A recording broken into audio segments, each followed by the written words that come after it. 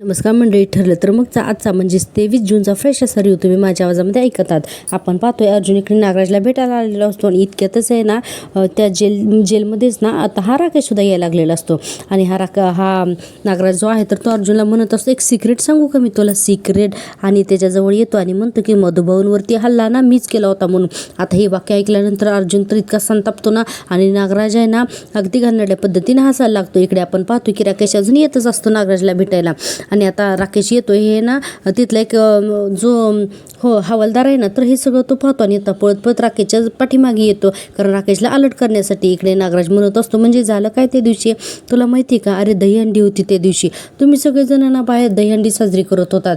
मी ना आता आलो घरामध्ये आणि बघितलं तर थेरडा नुसतं इकडे तिकडे ना उंडारत होता.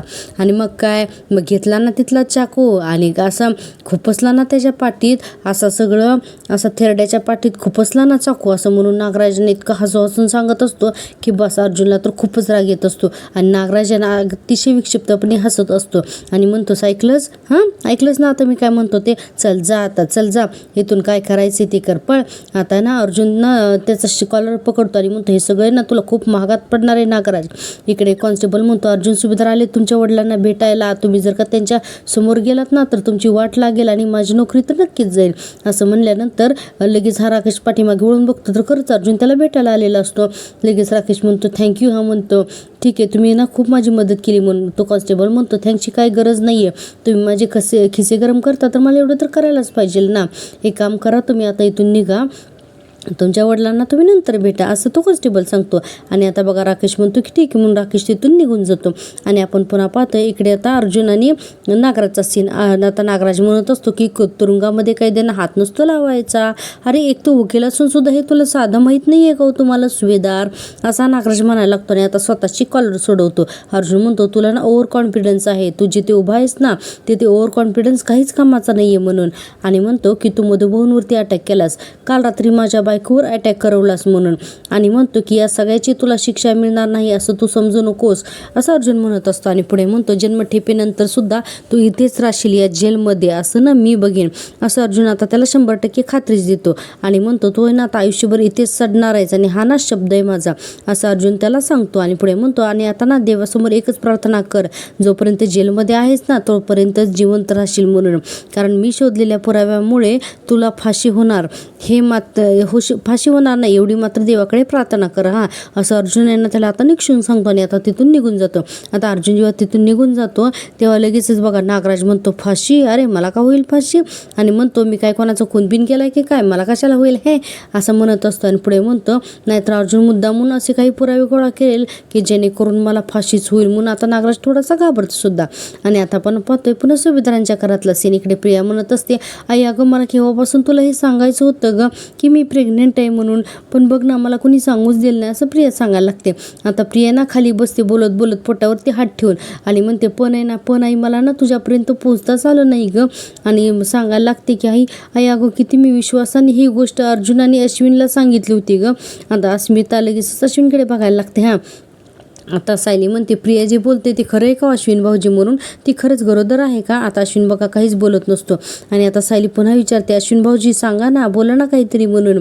आणि म्हणते की तुम्ही गप्पा आहात, म्हणजे प्रिया जी सांगते तर ते खरं आहे ना, असं सायली म्हणते. आणि हे सगळं अगोदर तुम्हाला आम्हाला नाही सांगावं असं वाटलं, असं सायली म्हणत असते. आणि पुढे म्हणते की आणि यांनी सुद्धा माझ्यापासून हे सगळं लपून ठेवलं म्हणून. अश्विन म्हणतो, हे बघ दादाचं यामध्ये काही दोष नाही आहे म्हणून.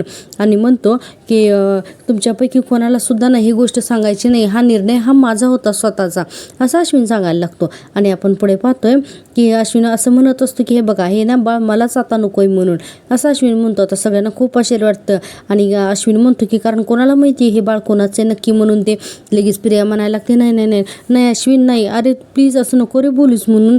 आणि म्हणते की हे बघ मी तुला अगोदर सुद्धा हे सांगितलंय की हे बाळ तुझंच आहे म्हणून, अरे प्लीज अश्विन तू असं करू नकोस म्हणून गायावाया करायला लागते. आणि म्हणते, प्लीज हे ना बाळ दुसरं कोणाचं असू शकत नाही.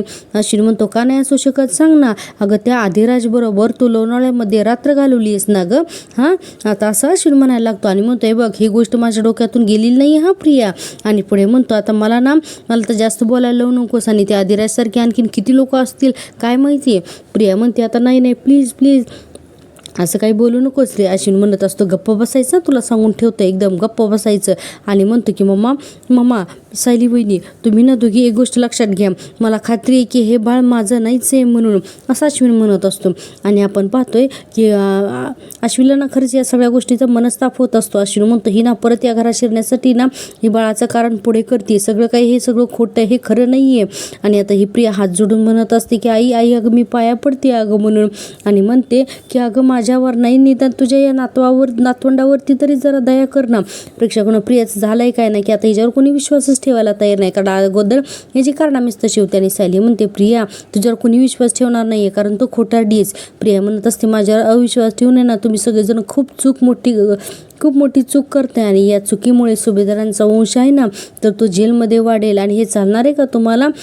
चालणार आहे? बोला असं ही प्रिया म्हणायला लागते. आता कल्पनाताई तर कन्फ्यूज होत असतात, त्यांना खूप भीती वाटत असते हे सगळं काय चाललंय म्हणून. प्रिया म्हणते आई मी मान्य करते, हे बघ मी मान्य करते की मी खूप वाईट वागले म्हणून, अगं पण प्लीज अगं ह्या पोटातल्या माझ्या बाळाचा काय दोष आहे या सगळ्यामध्ये, सांग ना गं, असं प्रिया म्हणत असते. आणि म्हणते की तुम्ही याला का नाही स्वीकारत आहेत, सांगा ना म्हणून.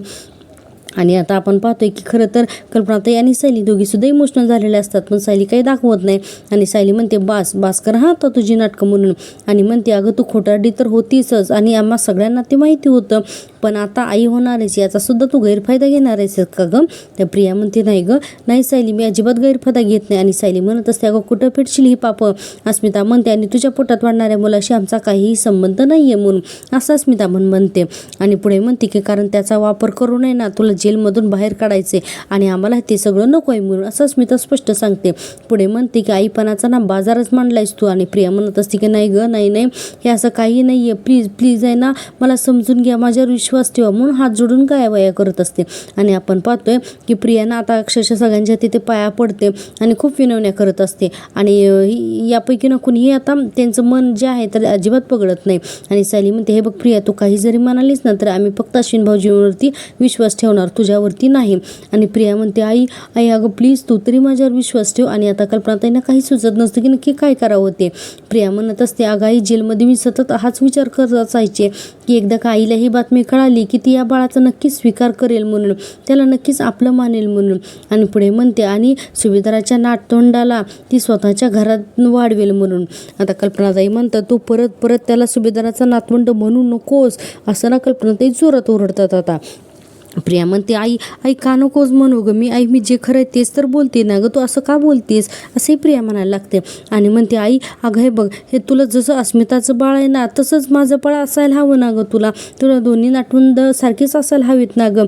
आणि म्हणते आई हे तुझ्या अश्विनचं मूल आहे गं, असंही प्रिया म्हणते. अश्विन म्हणतो मी तुला किती वेळा सांगितलं की हे मूल माझं नाही आहे म्हणून, आणि तू इथे काही सगळ्यांना इमोशनल ब्लॅकमेल करायला आलीस का गं, असं अश्विन म्हणतो. सायली म्हणते की प्रिया आत्ताच्या आत्ता इथून निघून जा, तुला नीट सांगते या घरामध्ये तुला आणि तुझ्या मुलाला अजिबात थारा नाहीये, निघ इथून, असंही प्रिया सांगत असते. सायली म्हणत असते. इतक्यातच काय होतं अर्जुन हे सगळं बघतो आणि म्हणतं अरे ही काय इथे करते म्हणून. आता प्रिया लगेचच ना उठून उभा राहते, खाली बसलेली असते ते, आणि म्हणते बरं झालं तू आला असते सायली, आता तूच विचार याला की याने तुझ्यापासून हे सगळं सत्य का लपवलं म्हणून, असं प्रिया म्हणायला लागते. आता अर्जुन आहे ना अश्विनकडेच बघतो ना, त्याला काय बोलावं ते कळत नसतं. तर सायली म्हणते बघ तू सांगतेस ना म्हणून मी कोणालाही विचारणार नाहीये म्हणून.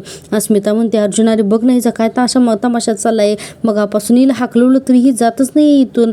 अश्विन म्हणतो सायली वहिनी तूच आता हिला हाताला धरून आहे ना बाहेर काढ.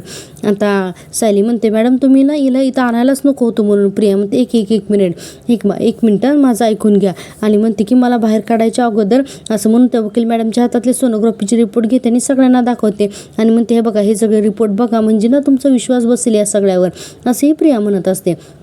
आणि आता फाईल उघडते आणि आता अश्विनकडे जाते आणि अश्विनला म्हणत असते अश्विन हे बघ ही फाईल सोनोग्राफीची रिपोर्ट आहे तरी याच्यामध्ये, असं ना इमोशनल होऊन आता म्हणायला लागते. आणि प्रिया पण खूप रडत असते आणि आता अश्विनला म्हणत असते बघ ना आपल्या बाळाचे रिपोर्ट आहेत म्हणून, पण काही केल्या सुभेदार आहेत ना अजिबातच डगमगत नाहीत, ते त्यांच्या निर्णयावरती ठाम असतात. आणि आता प्रिया म्हणत असते अश्विन बघणारी या फाईलकडे, अरे बघ या चित्रात जे दिसते ना हे आपलं बाळ आहे, म्हणजे बघ आता ना फक्त आकार दिसतोय पण अरे हळूहळू आहे ना हळूहळू तिचे डोळे कान एवढीशी बोटं, त्याची पावले एवढीशी, हे सगळं येणार आहे रे ह्याच्यामध्ये, असंही प्रिया म्हणत असते. आणि म्हणते आणि तेव्हाही तू माझ्याशी असंच वागणार आहेस का, म्हणून प्रिया खूप रडायला लागते. इकडे कल्पनाताई सुद्धा रडत असतात आणि प्रिया म्हणत असते बघणार आहे आपल्या बाळाचे रिपोर्ट आहेत हे सगळे, असं प्रिया म्हणत असते. आता कल्पनाताईंकडे जाते आणि म्हणते आई आई हे बघ ग, आई बघ ना, कारण कल्पनाताई खूप रडत असतात आणि प्रिया त्यांना इमोशनल करत असते आणि स्वतःही रडत असते. आणि म्हणते आई बघ ना ग, हे बघ हे आमचं बाळ, आई बघून सांग ना ग मला, मुलगा असेल की मुलगी असेल ग, तुला काय वाटतं ग आई, बघ ना ग आई, असं म्हणून प्रिया म्हणायला लागते. आणि कल्पनाताई आता अक्षरशः मान वळवायला लागतात. प्रिया म्हणते आई सांग ना ग काय असेल, आई बघ ना ग या बाळाकडे एकदा प्लीज आई, असं म्हणत असते. आणि कल्पनाताईंना काही हे सगळं सहन होत नसतं. प्रिया म्हणत असते आई तुम्ही या बाळाला सोबत असं कसं काय ग वागू शकता. आता सायली म्हणते मॅडम तुम्ही या मुलीला आत्ताच्या आत्ता इथून घेऊन जा. आता ती कॉन्स्टेबल घेते आणि तिचा हात पकडते आणि म्हणते चल तुझी वेळ संपली. आणि प्रिया म्हणत असते नाही मी जाणार नाहीये. आणि प्रिया म्हणत असते आई अस्मिता प्लीज माझ्यावरती ना विश्वास ठेवा, मी खरं बोलते म्हणून. आणि म्हणत असते पुढे की प्लीज माझ्यासोबत आहे ना या बाळाला सुद्धा स्वीकारा ना म्हणून. आणि म्हणते आई आई प्लीज ग, याच्यासाठी म्हणून तरी मला जेलमधून बाहेर काढ ना गाई प्लीज, असं पुन्हा पुन्हा म्हणायला लागते. अर्जुन म्हणतो की ॲडव्होकेट मॅडम एक आरोपीला तुम्ही आमच्या घरामध्ये असंच नाही घेऊन येऊ शकत आणि त्यासाठी ना तुम्ही आम्हाला इन्फॉर्म केलं ना, आमची तुम्ही परमिशन घेतली, असं अर्जुन त्या वकील मॅडमना म्हणतं. आणि म्हणतो तुम्ही प्लीज आत्ताच्या आत्ता यांना घेऊन जावं म्हणून. सायली म्हणते ही अशी नाही ऐकणार, हिला ना मी घराबाहेरच करते म्हणून सायली तिचा हात पकडते आणि चल चल म्हणून आहे ना. आता अर्जुन आणि सायली दोघं जण म्हणून प्रियाला पकडतात आणि आता घराच्या बाहेर काढतात. आता आतमध्ये अश्विन अस्मिता आणि कल्पना हे सगळं पाहत असतात. प्रिया म्हणते आई तू बाळ या बाळाची आजी आहेस, त्याला तुझी गरज आहे आई प्लीज. आणि सायली म्हणत असते की प्रिया प्रिया ऐक मी काय बोलते ते, या बाळाच्या निमित्ताने तुझे स्वप्न बघतेस ना तर ते स्वप्न मी कधीच पूर्ण होऊ देणार नाही, असं सायली म्हणत असते. पुढे सायली म्हणते कारण मला माझ्या घराचं ना सुख जास्त महत्त्वाचं आहे म्हणून. आणि त्याला पुन्हा पुन्हा मला ना पुन्हा तुला आता घराच्या बाहेर काढायला लावू नकोस, त्यामुळे आता इथून निघ आणि पुन्हा कधीही या घरामध्ये तू येऊ नकोस. अर्जुन सुद्धा म्हणतो घेऊन जा हिला म्हणून. आणि आता ती कॉन्स्टेबल प्रियाचा हात पकडून तिला तिथून घेऊन जाते. आणि अर्जुन आणि सायली बराच वेळ प्रिया गेल्यानंतर सुद्धा बाहेर बघत राहतात. आणि इकडे आतमध्ये अस्मिता कल्पनाताई खूपच रडत असतात, एवढे जोरात रडतात. आणि अश्विन त्यांना सांभाळत असतो मम्मा प्लीज नको रडूस म्हणून. आता आपण आहे ना प्रिया गेल्यानंतरचा सीन पाहतोय. कल्पनाताई शांत झालेल्या असतात आणि अस्मिताला आलेलं असतं टेन्शन. ती म्हणत असते की माझं तर ना डोकं आता बनबनायला लागलंय म्हणून. आणि म्हणते की प्रिया प्रेग्नंट असेल असं ना तर याचा मी तर कधी विचारही केला नव्हता. आणि पुढे म्हणते की अश्विन का तुला हे सगळं माहीत होतं ना तर हे तू सांगितलं कसं नाहीच रे आम्हाला म्हणून. अरे यात लपवण्यासारखं काय म्हणून अश्विन म्हणतो पण अगं हे बाळ जर का माझं नसेलच तर तुम्हाला सांगण्याचा प्रश्न येतोच कुठे, असं अश्विन म्हणतो. कल्पनाताई म्हणतात हे बघा प्रिया खोटारडी आहे हे तर मान्यच आहे, ती याबाबत सुद्धा खोटं बोलतच असेल हेही मला पटतंय म्हणून. आणि पुढे म्हणतात की पण तिने जेव्हा तुम्हाला ही गोष्ट सांगितली होती तेव्हा तुम्ही आम्हाला ती गोष्ट का नाही सांगितली म्हणून. अर्जुन म्हणतो मम्मा त्याने काय झालं असतं का, अगं तुम्ही सगळेजणांना फक्त डिस्टर्ब झाला असतात बाकी काहीच नाही, असं अर्जुन म्हणतो. आणि पुढे आपण पाहतो की अर्जुन म्हणतो मम्मा अगं म्हणून तर नाही सांगितलं. अश्विन म्हणतो खरं तर दादा अगोदर म्हणाला होता बरं का की आपण सगळ्यांना सांगून टाकूयात म्हणून, पण मीच ना त्याला शपथ घातली आणि हे सगळं लपून ठेवायला सांगितलं, असं अश्विन म्हणतो. आणि पुढे म्हणतो की कारण आहे ना की मला ना आता कुठला स्ट्रेस नको होता म्हणून. अस्मिता म्हणते पण प्रिया इतकं खोटं बोलू शकते का, नाही म्हणजे बघा ना इतर कोणाचं बाळ ते अश्विनचं आहे, सुभेदारांचं वंश आहे, असं कसं काय बरं ती सांगू शकते, असं अस्मिता म्हणत असते. आणि आता बघा सगळ्यांना खूप टेन्शन आलेलं असतं. तर अश्विन म्हणतो अगं ती बाई काहीही करू शकते आणि हे सगळं आपल्याला माहीत नाही आहे का अस्मिताई, अगं तिच्या स्वार्थासाठी ती किती खालच्या थराला जाऊ शकते म्हणून, असं अश्विन म्हणतो. आणि पुढे म्हणतो की आणि आता तर आहे ना तिला परत या घरामध्ये यायचं आहे कारण तिला आता माहिती आहे की दादाने जर का प्रयत्न केले तर ती जेलमधून सुद्धा सुटू शकते आणि म्हणून तर ती सगळी नाटकं करते ना. आणि अस्मिता म्हणते अरे पण म्हणूनच तर दुसऱ्याचं बाळ ती तुझं बाळ आहे असं कसं काय कोणी सांगू शकतं रे म्हणून, असा अस्मिताला प्रश्न पडलेला असतो. आणि आता आपण पाहतोय इतक्यातच ना सायली येते आतमध्ये आणि सायली म्हणते पण या सगळ्यामध्ये त्या बाळाचा काय दोष आहे म्हणून, असं आता सायलीला वाटत असतो. सायलीचं ना जरा मन थोडंसं हेलकावे घेत असतं. सायली म्हणते हे बघा ते बाळ कोणाचं जरी असेल तरी ते बाळ अजूनही न जन्माला आलेलं एक बाळ आहे म्हणून आणि त्याच्या आईने अगोदर काय काय केलं असेल हे ना त्याला माहिती सुद्धा नाही आहे आणि कोणत्याही बाळाच्या नशिबात आहे ना हे असं जगणं येऊच नाही म्हणून, असं सायली म्हणत असते. अश्विन म्हणतो या जगात कितीतरी मुलं बेवारचपणे जन्माला येतात सायली वहिनी, तसंच हे सुद्धा येईल म्हणून. सायली म्हणते मला तेच तर म्हणायचं आहे ना अश्विन भाऊजी, अहो जगात कुठल्याही बाळाच्या वाटेला हे असं बेवारच जगणं येऊच नाही म्हणून, असं सायली म्हणत असते. आणि सायलीचं मुद्दा हा खरंच योग्य असतो हां. आणि आपण पाहतोय की आईने जे केले त्याची शिक्षा बाळाने का म्हणून भोगायची, बाळाने का म्हणून अन्याय सहन करायचा. आणि म्हणते की अशी स्थिती आणि हे असं जगणं कुठल्याही बाळाच्या वाट्याला येऊ नये. आणि फक्त मला एवढंच वाटतंय म्हणून प्रेक्षकांना, तुम्हाला जर का मी दिलेला रिव्ह्यू आवडत असेल ना, प्लीज माझ्या चॅनलला सबस्क्राईब करा. चॅनल मॉनिटाईज होण्यासाठी तुमच्या सपोर्टची खूप गरज आहे. तुम्ही डेली तर रिव्ह्यू पाहता पण चॅनलला सबस्क्राईबच करत नाही, तर प्लीज असं न करता प्लीज चॅनलला सबस्क्राईब करा आणि व्हिडिओला लाईक करा. आपण पाहतोय पुढे की आता अर्जुन उठून उभा राहतो आणि म्हणतो, म्हणजे तुझं म्हणणं काय आहे की ते हे बाळ अश्विनचंच आहे आणि त्या बाळाला आपण इथे या घरात घेऊन यायचं का? तर सैली म्हणते, हे बघा मला असं अजिबात म्हणायचं नाही आहे. अहो पण त्याची आई काय आहे, कशी आहे, हे काही मला माहीत नाही आहे का? मला ती चांगलंच माहिती आहे. मला ना फक्त त्या बाळाबद्दल वाईट वाटतंय ना, एवढंच, असं सायली म्हणते. अर्जुन म्हणतो, हे बघ सायली, तुला काय म्हणायचं ना तर ते मला चांगलंच कळतंय, पण प्लीज तू ना वाईट वाटून घेऊ नकोस. हे बघ जेलमध्ये ना कैद्यांची वेळेवर चेकअप होतात, डाएट होतं, त्यामुळे ना तुला ते टेन्शन घेण्याची काहीच गरज नाही. अश्विन म्हणतो, एका अर्थाने ना बरंच झालं की प्रियाने इथे येऊन सगळं सांगून टाकलं. ते निदान ना आता मला हे सगळं लपून ठेवण्याची तर काही गरज नाही आहे. त्यामुळे हा विषय आता या घरात आणि माझ्या डोक्यातून ना कायमचा मला बंद तर करता येईल, असं हा अश्विन म्हणत असतो. आणि आता अश्विन ना रागारागाने तिथून निघून जातो. आता कल्पनाताई अश्विन थांब म्हणत असतात, पण अश्विन काही थांबत नाही आणि तिथून निघून जातो. आता कल्पनाताई म्हणतात, त्या प्रियाने जेलमध्ये राहून सुद्धा ना माझ्या अश्विनचा छळ मांडलाय आणि आता या अश्विनचा त्रास आहे ना मला आता नाही बघवत आहे. अस्मिता म्हणते, मम्मा त्याला त्रास तर होणारच ना गं, तो जिच्यावर प्रेम करत होता तिच्या पोटात दुसऱ्याच माणसाचं बाळ आहे आणि या गोष्टीचा खरंच त्याला त्रास होत असेल आणि आता ते बाळ अश्विनचं आहे असं सांगून त्याला गिल्ट देण्याचा ती मुलगी प्रयत्न करते, असं अस्मिता म्हणत असते. आता बघा कल्पनाताई ना म्हणतात की अर्जुन मला एक गोष्ट सांग, जन्माला न आलेल्या बाळाची DNA टेस्ट होऊ शकतं का रे?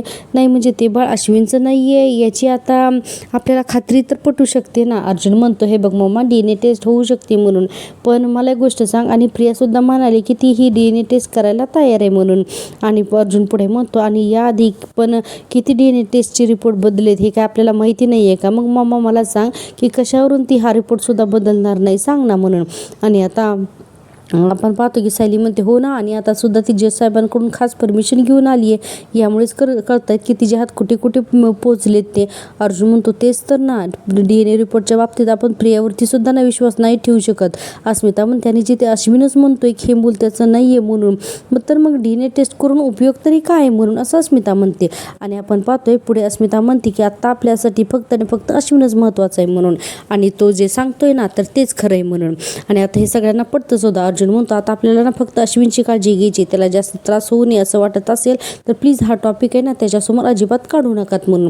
आता अर्जुनचं म्हणणं सुद्धा योग्यच असतं. खरंच असा भाग सुपर डुपर हिट आहे का नाही, तर प्लीज प्रेक्षकांनी या सगळ्या गोष्टीसाठी माझ्या चॅनलला एकदा सबस्क्राईब करा आणि हो व्हिडिओला नक्की लाईक करा.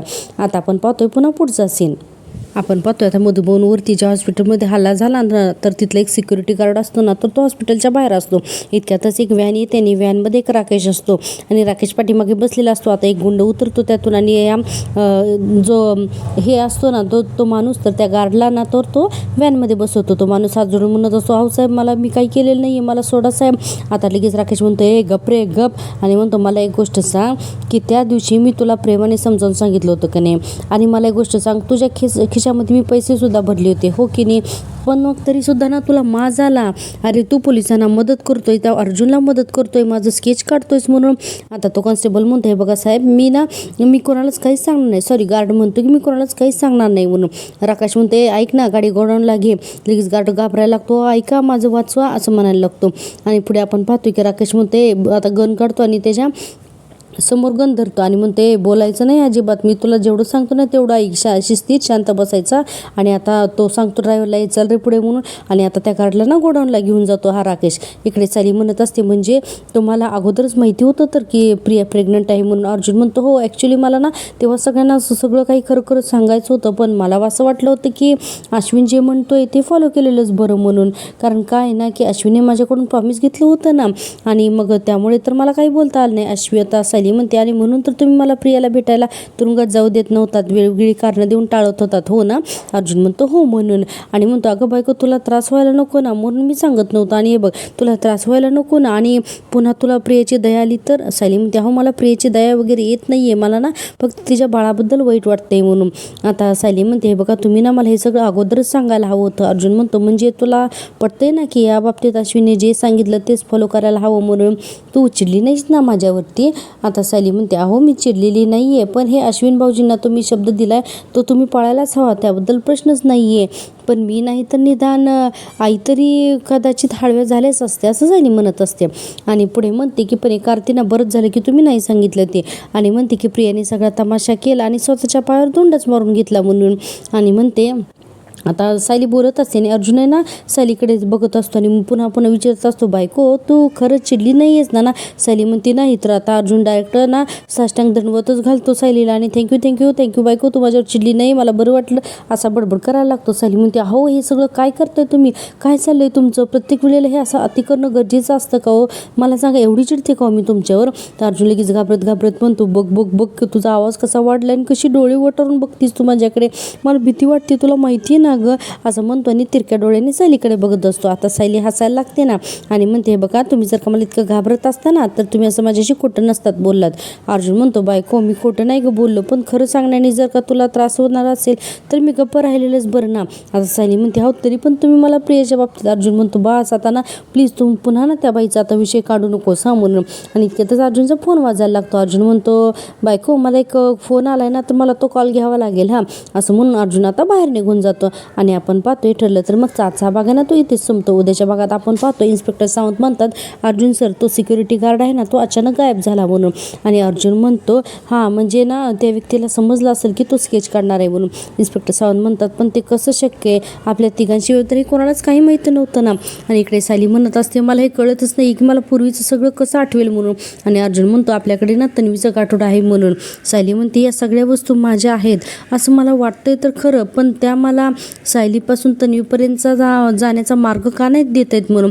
असं म्हणून सायली आता टेन्शनमध्ये आलेली असते. आणि आता अर्जुन उद्या ना या सगळ्या परिस्थितीमध्ये काय करेल हे पाहणं खरंच इंटरेस्टिंग ठरणार आहे. त्यामुळे प्लीज पाहत राहा माझ्यावरती सिरियल आणि हो माझ्या चॅनलला नक्की सबस्क्राईब करा, लाईक करा. भेटूया उद्याच्या भागात. तोपर्यंत टेक केअर, बाय.